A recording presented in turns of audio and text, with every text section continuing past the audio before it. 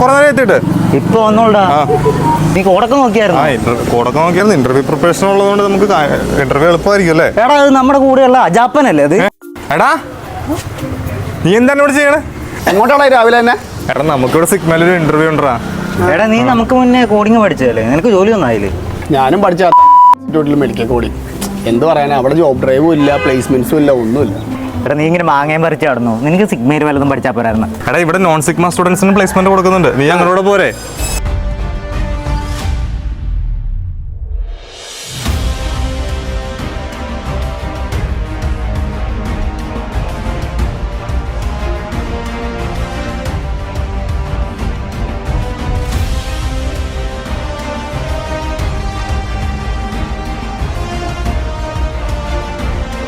Hi, ഞാൻ ഓൺലൈനായിട്ടായിരുന്നു medical coding പഠിച്ചിട്ടുണ്ടായിരുന്നത്.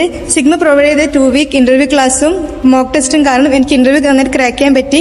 Thanks to sigma.